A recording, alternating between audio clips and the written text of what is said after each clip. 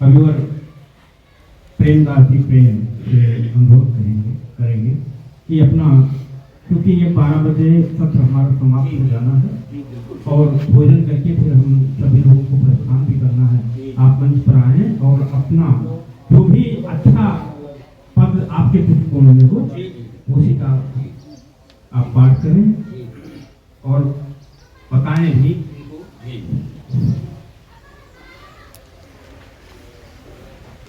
इस साधना अनुभव भी बताइए।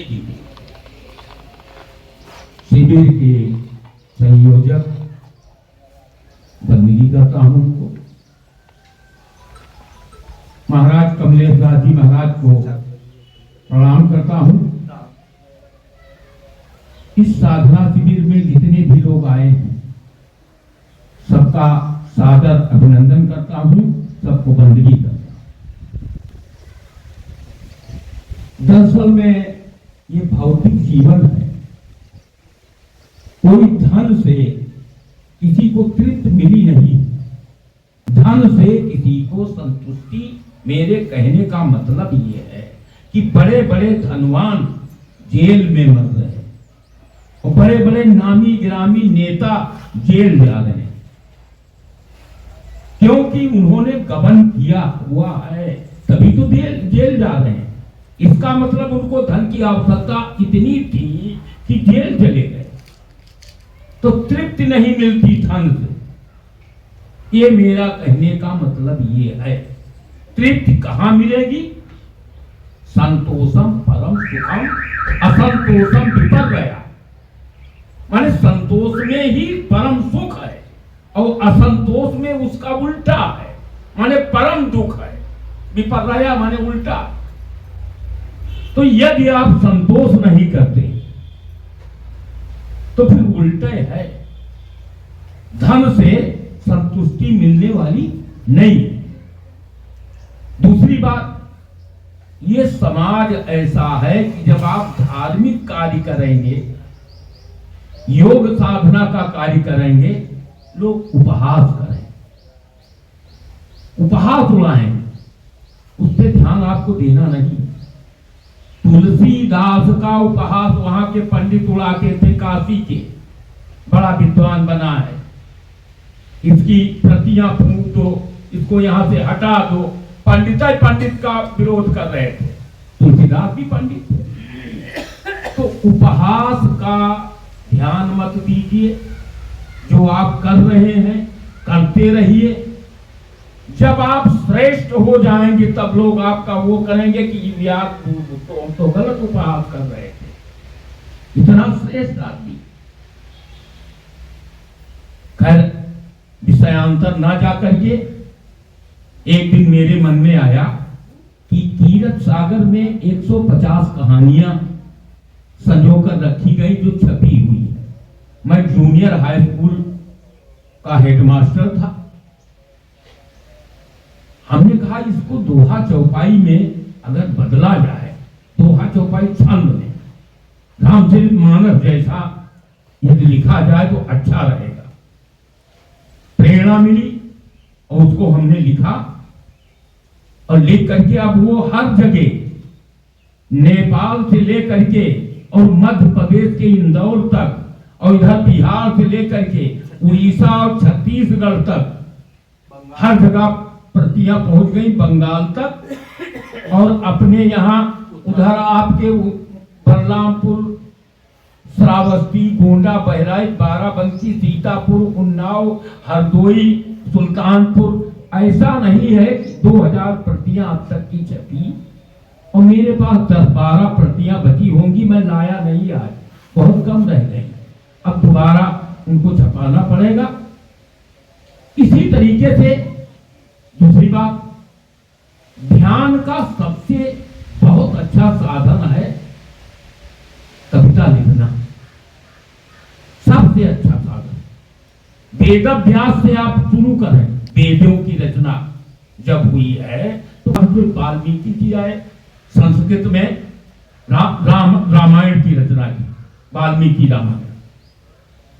आदि काल से लेखन का आया है, वो आज भी आपके समाज में और आपके यहाँ वो आज भी पूजनीय है। उसके बाद तुलसीदास जी इस काल में आए। तुलसीदास में तमाम मुस्लिम तमाम वो है रहीम खान खाना रहीम जी। कबीर साहब आए। कबीर साहब ने तमाम ग्रंथों की रचना की। दूलन दास साहब, बाबा जगजीवन दास साहब की कई रचनाएं हैं। गोसाई दास साहब की तमाम ऐसे हैं जिन्होंने जो संत हुए। आपके यहाँ के महान जी जो थे उनको श्री रामदास साहब, सब लोगों ने ग्रंथों की रचना की जो समाज को कुछ न कुछ दे। अगर आदमी पढ़े तो, नहीं पढ़ेगा तो कोई बातें नहीं है। लोग किताब पढ़ना कम कर दिए हैं, मोबाइल ज्यादा देखते हैं, पुस्तक कम पढ़ते हैं। हम अभी रास्ते में बात कर रहे थे कि पढ़ना चाहिए। पढ़ने से आपका अभ्यास बना रहेगा। ज्यादा ना कह करके, ज्यादा समय ना लेकर के 2-3 रचनाएं मैं सुना रहा हूं आपको कि कैसे लिखा जाता है। एक रचना मैं इससे पढ़ रहा हूं पद से, और बंदगी से और रचना पढ़ूंगा। एक आध रचनाएं सुनिए। भगवान का रूप देखिए मैंने किस किस जगह रखा, कहां कहां भगवान। भगवान कहां नहीं है, कण कण में भगवान। बसे कण कण में बाबा, आप बसे कण कण में, कि जल में थल में वा भूतल में, जल में थल में वा भूतल में, रहते नील गगन में। शब्दों पे ध्यान दीजिएगा कि जल में थल में वा भूतल में, रहते नील गगन में, पेड़ पुष्प में लता कुंज में, आप बसे मधुबन में बाबा, आप बसे कण कण में। साधु संत में भाव भजन में, बसे भगत के मन में। साधु संत में भाव भजन में, बसे भगत के मन में। हीरा मोती पोखराजू में, चांदी वा कंचन में बाबा, आप बसे कण कण में। किसे भारू में निराकारू में, जिसका कोई आकार नहीं है वहां तो भी ईश्वर है, वही ईश्वर है। जिसका कोई आकार नहीं है वही ईश्वर है। कबीर ने उसी को माना, निराकार को। कि शेष भार में क्या बता दे कि हम कहते हैं कि पृथ्वी शेषनाग के फन पर टिकी हुई, तो आखिर शेषनाग को कौन रोके हुए? शेषनाग को भी तो कोई रोकने वाला है। ये हमारा धार्मिक ग्रंथ हो गया, धार्मिक बात हो गई।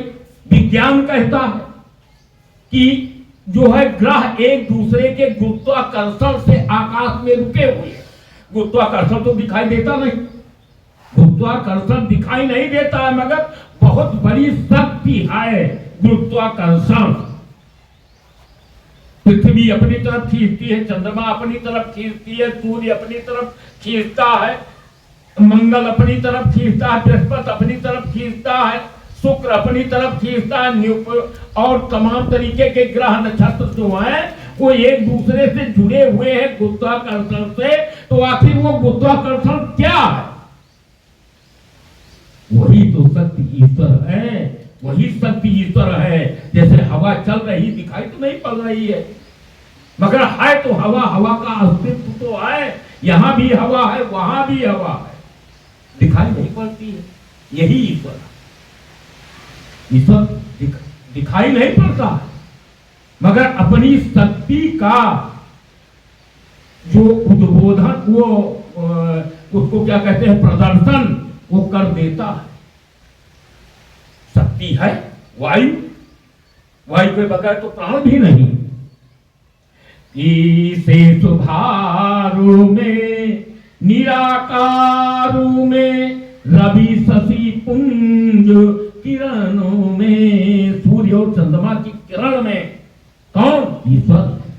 रवि शशि पुंज किरणों में, जीव जंतु में, लघु अनंत में, बहुत छोटे में और अनंत में। जैसे आकाश अनंत है, ब्रह्मांड जो है अनंत है, इसका पता ही नहीं कितना है।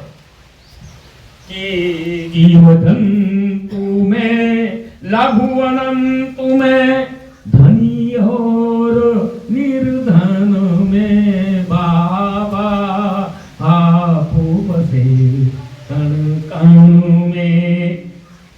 कि नदी तालों में, प्रेम जालों में, सबसे अच्छा प्रेम जाल है। प्रेम में बाबा को फंसा लो, प्रेम जाल में। कि नदी तालों में, प्रेम जालों में, घर मंदिर आंगनों में, दुख में सुख में, धन वैभव में, करुणा भरे रुदन में, बाबा आप बसे कण कण में। पुष्प कमल में, गंगा जल में, जहां जहां जाइए, हरिद्वार जाइए, चाहे वहां संगम जाइए, इलाहाबाद जाते तो है ईश्वर के लिए। कि पुष्प कमल में, गंगा जल में, मथुरा वृंदावन में, बूंद बूंद में, महासिंधु में। एक बूंद में और महासिंधु, महासागर, सिंधु माने सागर, महासागर में, उसमें भी तो जल भरा है। बूंद में भी ईश्वर है और सागर में भी ईश्वर है। बूंद बूंद में, महासिंधु में, आप बसे हो घन में। घन माने बादल, जिससे पानी बरसता है, घन में। कि प्रेमदास विश्वास प्रभु पर। अब आ जाइए, निचोड़ पे आ गए हम। प्रेमदास विश्वास प्रभु पर, आप बसे जीवन में, बाबा आप बसे कण कण में, बाबा आप बसे कण कण में। अगर विश्वास है तो हमारे जीवन में क्या है? ईश्वर। जो स्वर निकला वही ईश्वर है। ईश्वर जो हमारे मुंह से जो निकल रहा है वही तो ईश्वर है। ईश्वर जो स्वर निकल रहा, ईश्वर वही स्वर, वही ईश्वर। एक सामाजिक वो पद पर, तो इसमें 501 पद है। हर पद की विधा अलग है, हर पद का भाव अलग। 501 पद इसमें हमने लिखे। अब उदाहरण के लिए अब सामाजिक एक पद पढ़ रहा हूं कि सबसे दीन वचन मत कहिए। बैठ जाओ। हाँ हाँ तो और किसी को जाना चले जाए, जिसको जाना हो निकल जाए, फिर हम बोला सबसे दीन वचन मत कहिए। एक संस्कृत में श्लोक दे दे, चातक सावधान मनता में था।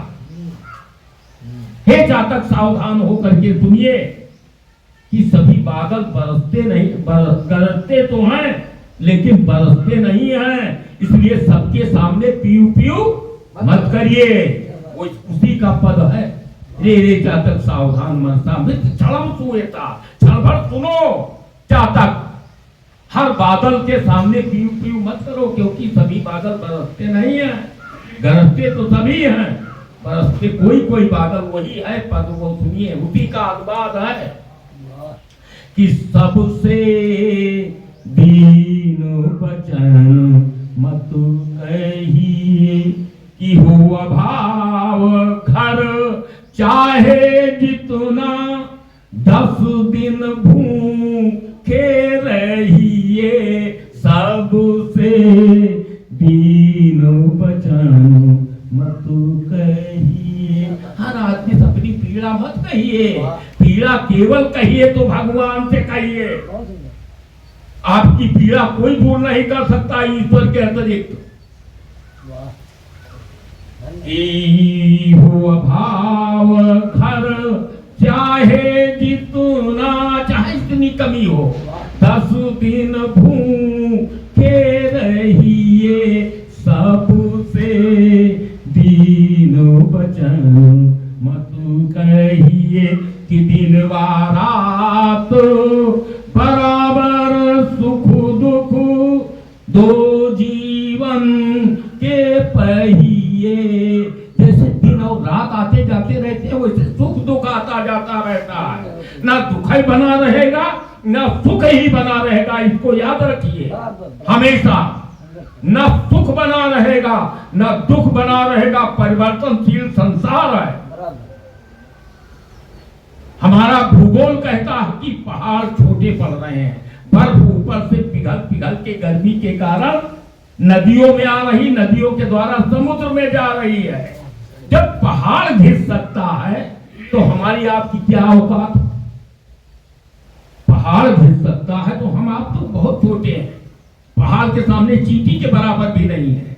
तो ये है कि दिन व रात बराबर सुख दुख, दो जीवन के पहिए। जीवन रूपी गाड़ी के 2 पहिए हैं, सुख और दुख। कि लोग सुने तो हंसी उड़ावे, सुन करके हंसी उड़ाएंगे, मदद नहीं करेंगे, हंसी केवल उड़ाए। लोग सुने तो हंसी उड़ावे, बिकल भाव मत बहिए, सबसे दीन बचन मत कहिए, सबसे दीन बचन मत कहिए। कि सभी मेघना वारी गिरावे, सभी मेघना वारी गिरावे, हे चातक चुप रहिए, हानि लाभ अपमान मानो विधि, हानि लाभ अपमान मानो विधि, हाथ इसे तुम सहिए, सबसे दीन बचन मत कहिए। हानि लाभ जीवन मरण, जस अपयस विधि हाथ।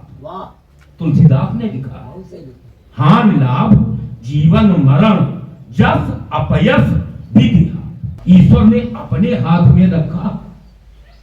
विशेषाधिकार है। हाँ, विशेषाधिकार है ईश्वर का कि वो अपने हाथ में रखे।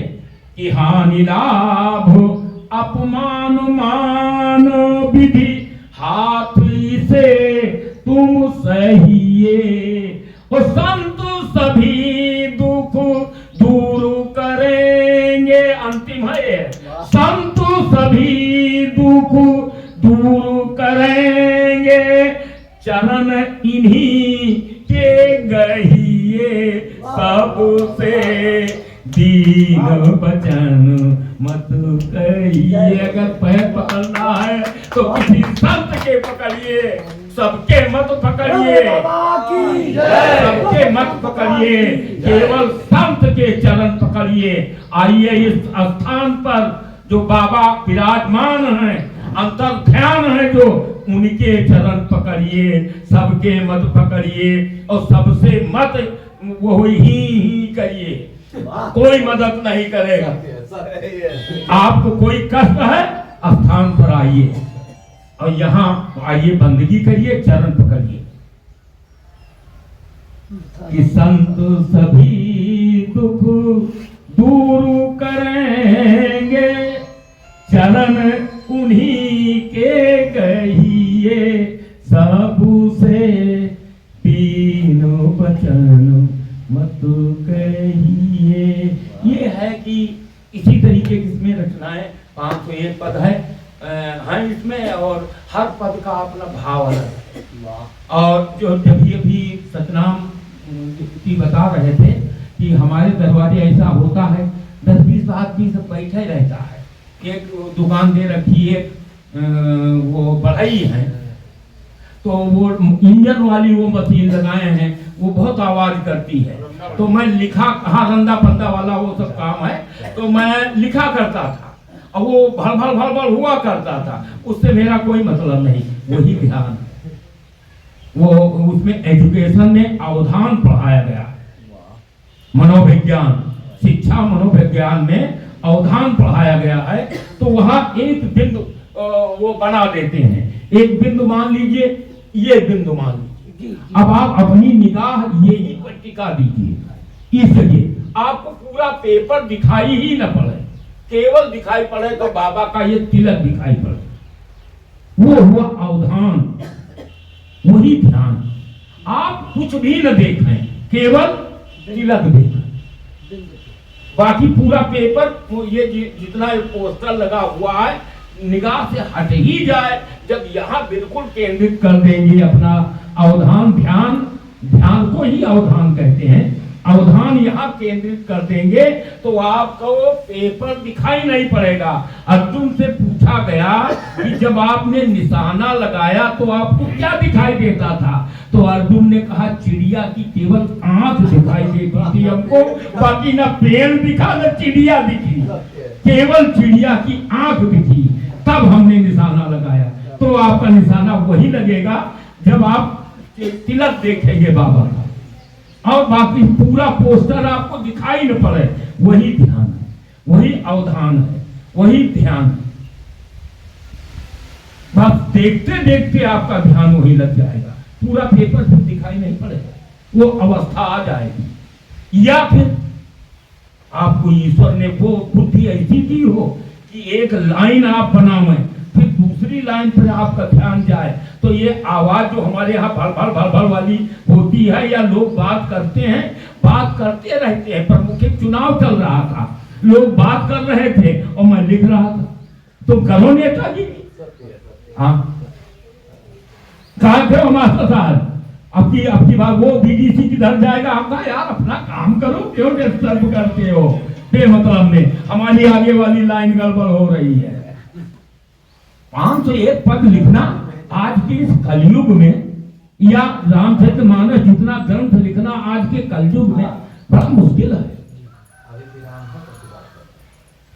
तो किसी का मत ध्यान दीजिए, समाज अच्छा काम करेंगे तो लोग अच्छा कहेंगे, गंदा काम करेंगे लोग गंदा कहेंगे, बस। तो गंदा काम मत करिए। दूसरी बात, समाज में नशा बहुत बढ़ गया है। अगर आप एक भी आदमी का नशा, उसको नशा मुक्त करा देंगे, बड़ा कल्याण होगा। चाहे बीड़ी पी रहा हो, खैनी खा रहा हो, चाहे शराब पी रहा हो, या अन्य तरीके कोई नशा कर रहा हो, उसे कहिए भैया इससे दूर रहिए। समाज में बहुत बढ़ गया। आप समाज में जाइए, किसी भी कार्यक्रम में जाइए, देखिएगा तमाम लोग शराब पिए आपको मिलेंगे।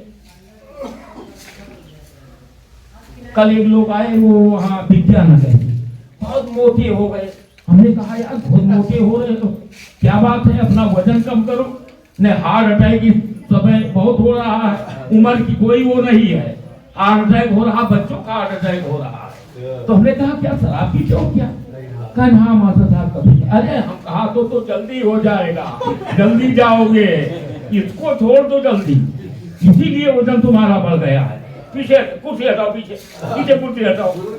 हाँ हमका पीछे कुछ, हमारे दरवाजे मैं आपसे ज्यादा वो नहीं करता हूँ, चाहे कितना बड़ा आदमी हो, अगर शराब पी है वो तो कह देता है कि चले चलो मास्टर हुआ बैठा है, आगे बढ़ चलो, वो बैठा है, वो दरवाजे नहीं आएगा, हाँ कतई नहीं आएगा।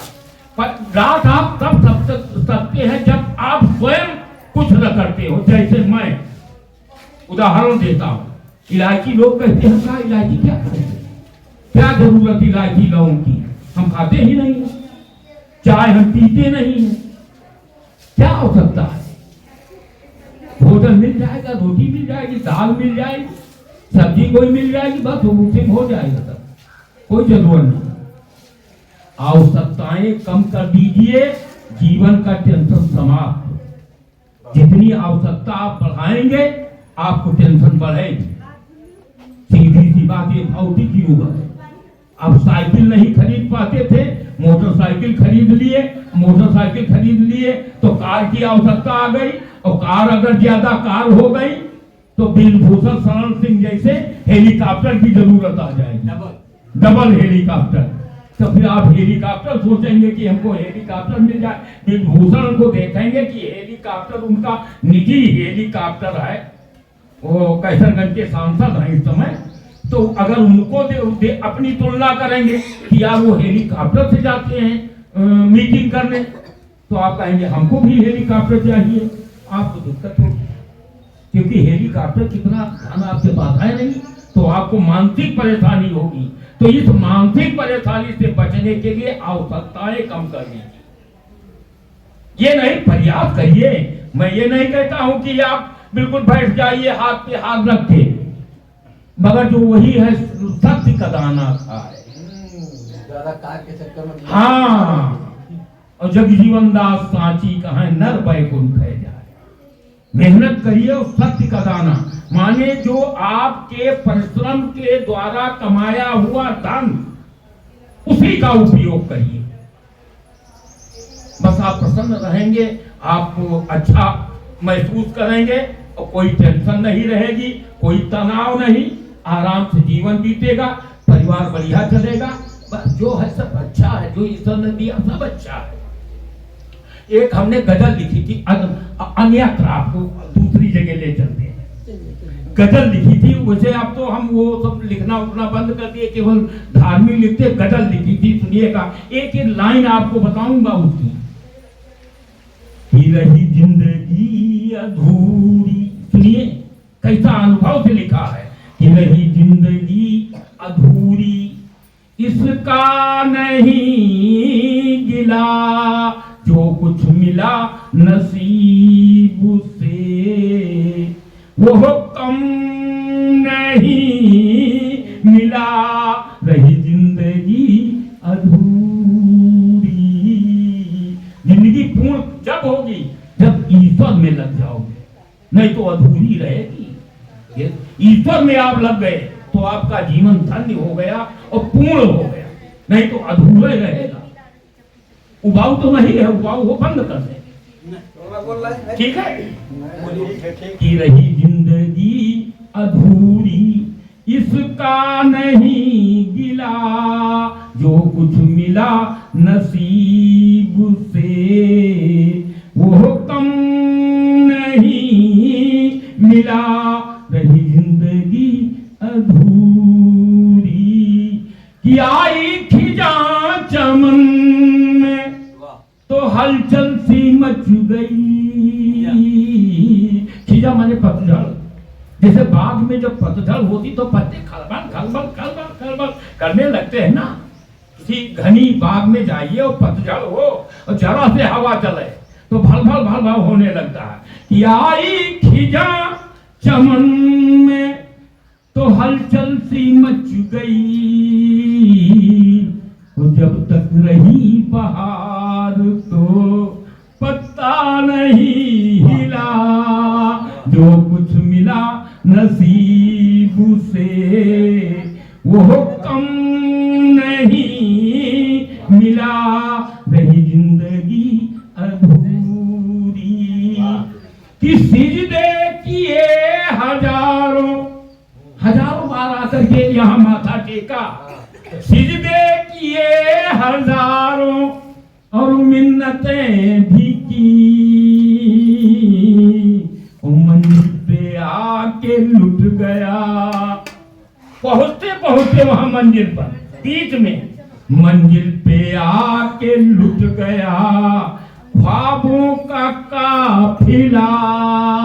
फिर भी जो कुछ मिला नसीब से वो कम नहीं मिला। रही जिंदगी अधूरी कि सुबह अमन रही तो गमे शाम हो गई। सुबह उठे तो बहुत मौज थी और ऐसी सूचना मिल गई गम में बदल गई तुरंत। पता लगा फला संबंधी गुजर गए वह गम बदू हो गया। सुबह अमन रही तो गमे शाम हो गई। इतना नहीं है कम कि अभी तक है सिलसिला। जो कुछ मिला नसीब। हम तुम तो हैं इतना ही क्या नहीं, हम ही गुजर गए होते तो ये सिलसिला खत्म था। हम ही अगर गुजर गए होते तो आज बोलते सिलसिला। हाँ, इतना नहीं है कम कि अभी तक है सिलसिला। जो कुछ मिला नसीब से वो कम नहीं मिला। रही जिंदगी अधूरी। तो सब ईश्वर की कृपा है, ईश्वर का ध्यान और ईश्वर में लगे रहना। काम तो अपने होंगे ही, जो हम कर रहे हैं वो करेंगे ही, मगर ईश्वर को इनका सहारा लेकर के ही करें कि मैं नहीं कर रहा हूं, सब ईश्वर कर रहा है, वही करवा रहा है। बस संतोष है और अच्छा ही होगा। अगर ध्यान रहेगा ईश्वर का तो अच्छा ही हो। आप उदाहरण करके वो उदाहरण के लिए ये मान लीजिए कि मैं कोई गलत काम करने जा रहा हूं, अगर मैंने ईश्वर का सहारा ले लिया गलत काम नहीं होगा। ईश्वर का ध्यान उस जगह कर लेंगे तो गलत काम नहीं होगा। आदमी को सुबह उठ करके एक बार अपनी मृत्यु का ध्यान कर लेना चाहिए, पूरा दिन गलत काम नहीं होगा। एक बार मृत्यु का ध्यान कर लीजिए कि हमें भी मरना है, बस आपसे गलत काम फिर नहीं होगा। याद रहे मृत्यु भी है और मृत्यु सत्य है, मृत्यु निश्चित है, मृत्यु होनी है, बस गलत काम नहीं होगा। ये है, ये हमारे बीच में कर्मेंद्र जी महाराज बैठे हैं, बहुत अच्छा अभी देखिए बोलेंगे, बहुत अच्छा बोलेंगे। अब मैं बता दूं कि आप यहाँ धाम में आए, फिर आपकी भावना क्या क्या है। कविता एक गीत सुनिए और उसके बाद मैं अपनी वाणी को विराम दूंगा और महंत कर्मेंद्र जी आएंगे और अपने जो है विचार आपके सामने रखेंगे कि मैं तुम्हारे धाम आया मुक्ति पाने के लिए। मैं तुम्हारे धाम आया मुक्ति पाने के लिए। ओ बात सुनाए कह रही है लौट जाने के लिए। तमाम लोग लौट गए होंगे इस उससे, क्योंकि हमारे यहाँ शादी है, हमारे यहाँ चारा देने वाला कोई नहीं है, पानी बरस गया है, कुछ गड़बड़ हो जाएगा, आलू सड़ जाएगा, ये सब वासनाएं हैं। हाँ, ये वासनाएं हैं, पर वही याद वही वासनाएं। वासनाएं कह रही हैं लौट जाने के लिए। मैं तुम्हारे धाम आया मुक्ति पाने के लिए। मैं तो चला था वहां से कि मुक्ति मिलेगी, मगर फिर वही हुआ कि वासना कहीं लौट चलो चलो। आज सब लोग लौट जाएंगे, यहाँ तो कोई रुकेगा नहीं। वासना है, नहीं जा रही है कि दोस्त माया का प्रभु मेरा न कोई माया का दोष है। दोष माया का प्रभु मेरा न कोई दोष है।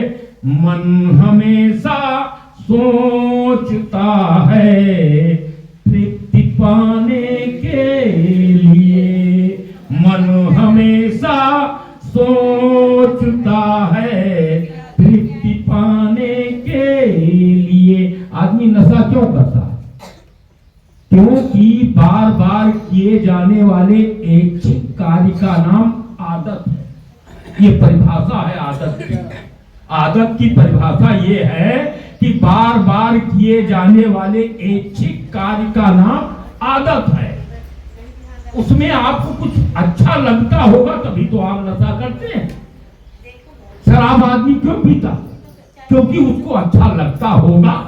हमने तो कभी पिया नहीं, तो हम ये जानते हैं कि उसको अच्छा लगता होगा, इसीलिए वो बार बार पैसे खर्च करके शराब पी रहा है। तो गंदा काम, मगर अच्छा जरूर लगता होगा तभी तो कर रहा है।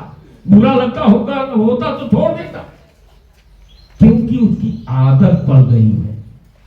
नींद नहीं आती शराब बगैर पीने से। कई लोगों से हमने पूछा कि यार छोड़ो। एक दिन एक आदमी मिला, तो एक आदमी ने बताया कि मास्टर साहब, उसी गाड़ी दूसरा आदमी आया था, उसने कहा कि 700 रुपए शराब अब तक ये पी चुकी। अंग्रेजी कोई अच्छी शराब नहीं होगी। तो हम कहा 700 रुपए शराब पी चुका। दूसरे से हमने पूछा कि ये पीता क्यों है इतनी? तो कहे बगैर पिए इसको नींद नहीं आती है। अब फंस गया उसमें, व्यसन में फंस गया, इसलिए उससे दूर रहो। बच्चों से कहो कि कभी भी मत बीड़ी सिगरेट तंबाकू के नजदीक मत जाना, नहीं आदत पड़ जाएगी। और आदत पड़ जाएगी तो त्यागी पुरुष ही उसको छोड़ सकता है। जो त्यागी होगा वो छोड़ेगा। इसलिए आदत ही न डालो। क्यों आदत डालते हो? चलिए हम अलग चले गए थे कि दोष माया का प्रभु मेरा न कोई दोष है। कि मन हमेशा सोचता है तृप्ति पाने के लिए। मैं तुम्हारे धाम आया मुक्ति पाने के लिए। बात सुनाए कह रही है लौट जाने के लिए। कि मोह ममता में फंसा हूं सत्य कहता दासु है। हे सरकार, हे बाबा, मैं मोह ममता में फंसा हुआ हूं। बच्चे हैं, फला है, पोते हैं, नाती है, लड़की है, लड़के हैं, इसमें फंसा हुआ हूं। मोह ममता में फंसा हूं सत्य कहता दासु है। और कर रही बाधा उपस्थित नित्य आने के लिए। इसलिए रोज नहीं आ पा रहा हूं, वही बाधा पैदा कर रही है। कर रही बाधा उपस्थित नित्य आने के लिए। कि सद्गुरु अज्ञानतम किस भांति मेरा दूर हो। हे सतगुरु, ये बताइए कि ये अज्ञान तम माने अंधेरा, अंधकार, अज्ञानता का अंधकार कैसे दूर हो? सद्गुरु अज्ञानतम किस भांति मेरा दूर हो। मैं विकल हूं ज्योति का वो पुंज पाने के लिए।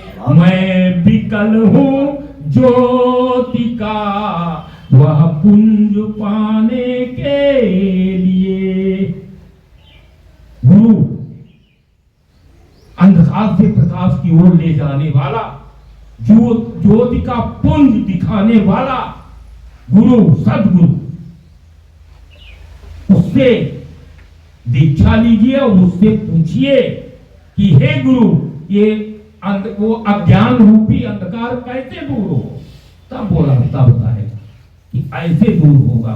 ध्यान शिविर में जाइए, ध्यान करिए, भजन करिए, नाम जाप करिए, कुछ ना कुछ तो रास्ता वो बताएगा ही कि तब अज्ञान तब दूर होगा।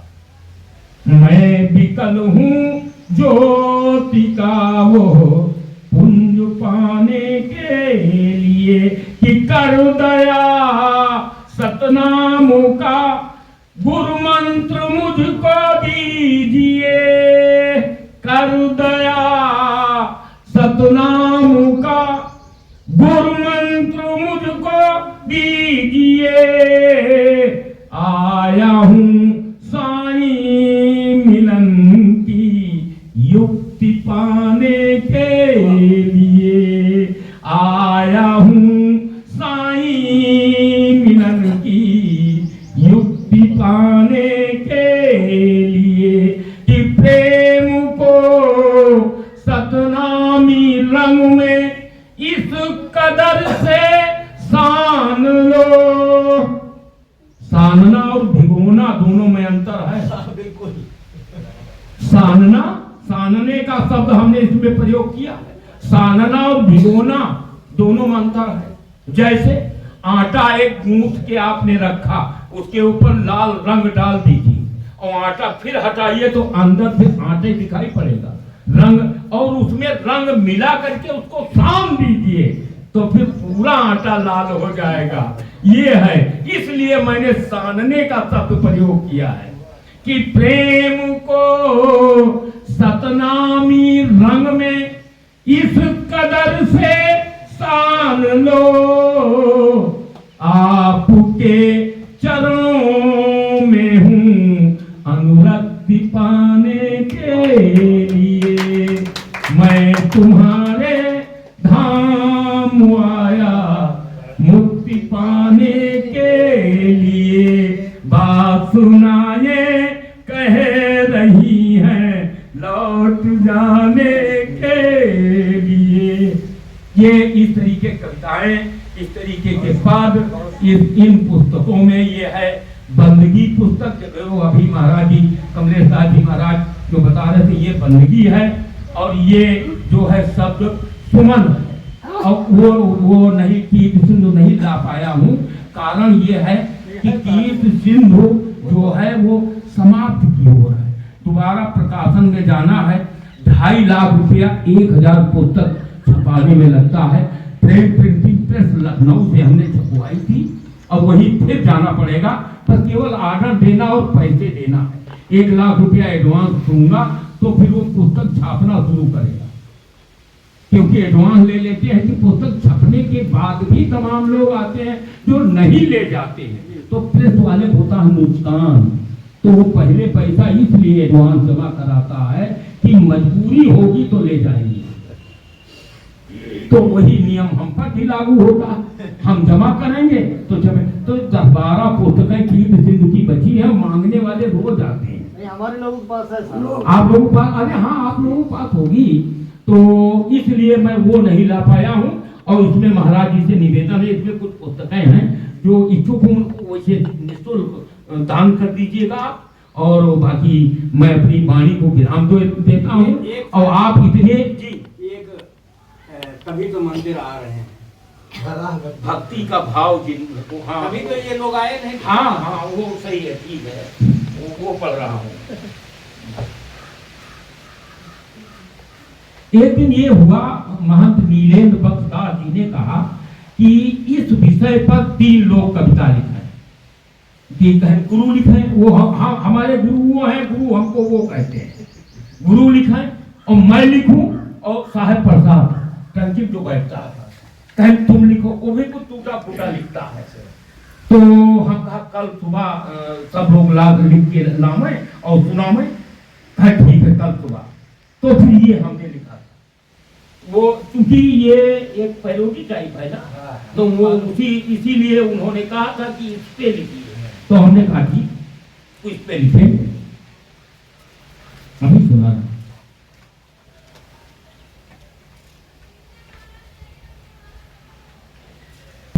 सुन रहे हैं आप सुनने के उसमें आ जाएंगे आपकी बारी सुन रहे हैं, बाड़ी बाड़ी ही सुन रहे हैं अंतर आपकी ध्यान बारी से। को हम केंद्रित आप कि भरा है भक्ति सुने। का भाव जिसमें वही तो मंदिर में आ रही है। भरा है भक्ति का भाव जिसमें वही तो मंदिर में आ रही है। बड़ी दया है दयालु भगवन जो आप हमको बुला रहे हैं। बड़ी दया है दयालु भगवन जो आप हमको बुला रहे हैं। हमारे यहाँ से 55 किलोमीटर है, कोटवा धाम से चरौली धाम 55 किलोमीटर है। इन्हीं दया हुई तो आए, कल नहीं आए, परसों 5 दिन से चल रहा। 3 दिन से चर्चा हो रही थी। आप कह रहे थे चलना, हम कहा आ जाइए, आपने कहा कि आपको हम मोटरसाइकिल पे बिठा लेंगे, चले चलेंगे, कोई दिक्कत नहीं है। हम कहा आ जाइए, मौसम खराब हो गया। मास्टर साहब आज रहने दीजिए, कल चला जाएगा, वही सिर्फ रह गया। आज हमने कहा कि बाबा करमेन दास जी तैयार होकर के 8 बजे कोटवा धाम आ जाइए। सत्यनाम से कहा 8 बजे तैयार हो जाना, एक पथ 2 काज हो जाएंगे। बाबा जी के पास इधर से किसी भेजना पड़ता, हम गाड़ी से, हम कहा गाड़ी मेरी है, सत्यनाम चलाएंगे, सब लोग बैठ चलेंगे, बाबा को भी लेते आएंगे उधर से। एक पथ 2 काज। अब समापन भी आज है तो चलो आज चला जाए। सब लोग आ गए, सतनाम गाड़ी चला लेते हैं, सब लोग बैठ के चले आए, इधर से बाबा जी को लेते जाएंगे। थोड़ी सुविधा हम भी बाबा जी को देंगे, हमको बड़ी सुविधा भी है, हम थोड़ी सुविधा देंगे, कुछ ना कुछ करेंगे। कि भरा है भक्ति का भाव जिसमें वही तो मंदिर में आ रही है। बड़ी दया है दयालु भगवन जो आप हमको बुला रहे हैं। कोई अंधेरे में रो रहा है। गांव चले जाइए अंदर, कोई ना कोई रोता मिलेगा। अंदर जाइए, गांव ढूंढ लीजिए, कोई ना कोई महिला पुरुष रोते हुए मिलेगी। किसी भी गांव चले जाइए आप, रोते मिलेगी। किसी के पति ने शराब पी करके उसको मारा होगा तो वो रोती मिलेगी, या किसी अभाव में रोते मिलेगी, या किसी संदेश से रोते मिलेगी। कोई न कोई रोते हुए, चाहे अभी चले जाइए गांव, कोई न कोई रोते हुए मिलेगा आपको। कि कोई अंधेरे, अंधेरे माने अज्ञानता में रो रहा है। कोई अंधेरे में रो रहा है, कोई सवेरे में सो रहा है। नींदें नहीं खुल रही है, 8 बजे तक सो रहे हैं। मेरा ये है 4 बजे नित्य। जब मैं स्कूल में पढ़ाता था तो रिटायर हूँ, नित्य उठ जाता हूँ, स्नान कर लेता हूँ, मेरी पत्नी भी, और बाबा के यहाँ 5 बजे आरती हो जाती है प्रतिदिन। चाहे बादल बरस रहा हो, चाहे गरज रहा हो, चाहे जितनी ठंडक हो। हमारी भी करीब 67-68 वर्ष उम्र होने वाली है। सन मार्च 18 में रिटायर हुआ था, 5 साल मार्च आ गया है, 5 वर्ष पूरे हो गए। 24 मार्च आ रहा, 6 वर्ष पूरे हो गए रिटायर हुए। 4 बजे जग जाता हूँ, आज भी 4 बजे मैं जगा था, आरती में पहुंचा, उसके बाद कुटिया गया, कुटिया से घर आया, तुरंत फोन मिलाया बाबा महाराज कमलेश दास जी को कि हम लोग आएंगे। उन्होंने कहा, बाबा जी ने बताया 12 बजे आज समापन है, तो हम कहा हम जल्दी आ जाएंगे। तो सतनाम से कल ही बता दिया था चलना है। धर्मेंद्र दास को फोन मिलाया, हम कहा जल्दी तैयार होकर के आ जाओ, चलना है तो वही जरौली धाम को। तो कोई अंधेरे में रो रहा है, कोई सवेरे में सो रहा है, कोई सवेरे में सो रहा है, कोई तो सोया शराब पीकर कोई तो सोया, शराब पीकर वो आंख अब मिलमिला रही है। भरा है भक्ति का भाव जिसमें, वही तो मंदिर में आ रही है। बड़ी दया है दयालु भगवान, जो आप हमको बुला रही है। जो तेरे मन में लगन लगेगी, कारण है लगन का है, जो तेरे मन में लगन लगेगी, तुम्हारी सुस्ती तभी भगेगी। जो तेरे मन में लगन लगेगी, तुम्हारी सुस्ती तभी भगेगी। समर्थ स्वामी सुजानो जाने, वही तो सतपथ दिखा रहे हैं। समर्थ स्वामी सुजानो जाने, अनुप्रास अलंकार है पूरी लाइन में। समर्थ स्वामी सुजानो जाने, वही तो सतपथ दिखा रहे हैं। सतपथ माने अच्छा रास्ता, पथ माने रास्ता, सत माने अच्छा सुंदर रास्ता, वही तो दिखा रहे हैं। अच्छे रास्ते चलिए, सतपथ दिखाना ही वही हुआ। सतगुरु सतपथ दिखाते हैं, अच्छा रास्ता बताते हैं। इस रास्ते पर बेटा जाओ, और गलत रास्ते पर चले गए तो कांटे चुभ जाएंगे, ये समझ लेना। गुरु के बताए हुए रास्ते न गए या अच्छे आदमी के बताए हुए रास्ते न चले तो अवश्य कांटा गलेगा, ये समझ लेना। इसलिए सतपथ पर ही चलना चाहिए, अच्छे रास्ते चलना चाहिए। किसी को घेरे है पाप उसका, किसी को रोके है बाप उसका। उन्होंने कहा वहां जाओगे तो फिर यहाँ भैंस को चारा कौन देगा? सुबह उठ के मंदिर चले जाओगे तो भैंस कौन बांधेगा? मत जाना, यही रहना। तो वही लिखा हमने कि किसी को घेरे है पाप उसका, किसी को रोके है बाप उसका। कहीं भरा है गुमानो मन में, इतना घमंड, ईश्वर को भी नहीं मान रहे हो। गुमान माने घमंड। किसी कहीं भरा है गुमानो मन में, तभी तो साहब भुला रहे, साहब ही भुला गए कि जाओ मत आओ।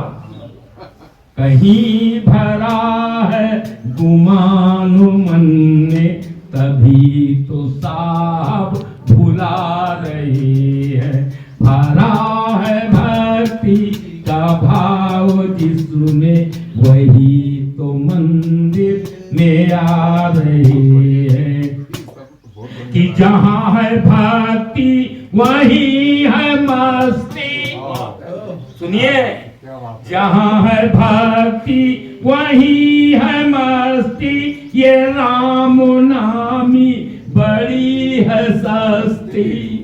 इसमें कोई दाम नहीं लगना है कि पैसा लगना है, राम नामी बहुत सस्ती है। जहाँ है भक्ति वही है मस्ती, ये राम नामी बड़ी है सस्ती। जो ओढ़ आया वही चुनरिया, आप लोग बोले नहीं वही चीज। जो ओढ़ आया वही चुनरिया, उसी को साहब नचा रहे। जो ओढ़ आया वही चुनरिया, उसी को साहब नचा रहे हैं। भरा है भक्ति का भाव जिसमें, वही तो मंदिर में आ रहे हैं। जो तेरे मन में वही भजन में, जो तेरे मन में वही भजन में। मन में अगर ठान लिया कि ईश्वर का भजन करना है तो फिर भजन। और अगर मैं ये मन में ठान लिया कि दारू के ठेके पे जाना है तो फिर घर का सामान जेवर औरत को पीट करके बाप को मार करके पैसा ले करके दारू ठेके पहुंच जाएंगे। उसका वही भजन है जो मन में बसा वो वही। हाँ, जो तेरे मन में वही भजन में, वही धरा पर वही गगन में, वही है रब में वही राम में, वही है रब में वही राम में, वो सत्य नामी बता रहे हैं वही है रब में। आपने कहा है बाबा साहब ने, प्यारे दास जी ने, कि वही रब है वही राम है, वही है रब में वही राम में, वो सत्य नामी बता रहे हैं। भरा है भक्ति का भाव जिसमें, वही तो मंदिर में आ रहे हैं। बड़ी दया है दयालु भगवान, जो आप हमको बुला रहे हैं। बोले बड़े बाबा की जय, बोले जरौली धाम प्यारे दास साहब की बोले जगजीवन साहब की जय। बोलिए प्रेमदास साहब की भाई आनंद तो क्या है, परमानंद में स्थित होता ही जा रहा है, बढ़ता ही जा रहा है, कम पड़ ही नहीं रहा। साहब सतनाम सतनाम। गुरु जी कविता ये अभी महंत जी से जिनको उपयुक्त होगा वहाँ भेंट की जाएगी। ये राम जी को अवश्य देंगे, क्योंकि ये हारमोनियम पर यही सुनाएंगे फिर। ये अभी ध्यान दीजिए, अभी आप कविवर प्रेमदास जी प्रेम जी से कविता का पाठ सुन रहे थे, जो साहब की के प्रति उनकी वाणियां हैं, उनके उद्गार सुन रहे थे, बहुत सार गर्भित हैं। और हमारी पहली भेंट कोटवा धाम में जब पहला समर साईं के जीवन साहब का 1997 में संगीत समारोह और संत सम्मेलन साहब के सामने पश्चिम फाटक पर हुआ था, तब हमारी आपकी भेंट हुई। और कई कप सम्मेलन सुना भी कोटवा धाम में होता था, वहाँ बहुत जनता इकट्ठा होती थी, वाह वाह वाह वाह। लेकिन व्यक्तिगत में बताऊं, वो आनंद वहाँ नहीं आया जो यहाँ बहुत कम लोग थे। उसमें जिस भावना से आपने कविता कही, वहाँ भावना अलग थी, यहाँ एक भक्ति भाव भरा था। मैं फिर अहंकार आ गया। हम साहब प्यारेदार जिसे कहते हैं, आपके यहाँ जो भी आता है आपने कविता तो लिखा ही नहीं है, कविता तो कवि लिखता है, कभी लिखता है। आपने तो काव्य किया है, कवि तो जो है और, लिख देता है। और एक बात और है, एक बहुत पहले, खैर अब समय नहीं है, आपने कहा था मैं प्रेमदास हो जाऊं। उसमें पद है। हाँ, तो आप बताएं, मैं अक्सर अपने यहाँ जब भी हर साल हमारा सम्मेलन होता है तो हर साल आप आते हैं, व्यवस्था भी देखते हैं और 3 दिन जुटे रहते हैं, और हर साल कोई ना कोई भजन जरूर नए सुनाते हैं। लेकिन मैं अक्सर जो है उस भजन को जरूर सुनता हूँ, और मैं ये भी सोचता था कि आप हर क्षेत्र से सामाजिक भी, राजनीतिक में भी पहल है, लेकिन ये थोड़ा सा चैलेंज था कि क्या वास्तविक प्रेमदास जी हो पाएंगे। लेकिन मेरी आत्मा में विश्वास था कि एक दिन जरूर कविवर प्रेम जी नाम था, लेकिन आज प्रेमदास हो गए। आप महंत नीलेन्द्र बख्शदास जी से दिक्कत हुई है, और आने वाले टाइम में जब इनकी इच्छा होगी तो महंत भी हो जाएंगे। अब हम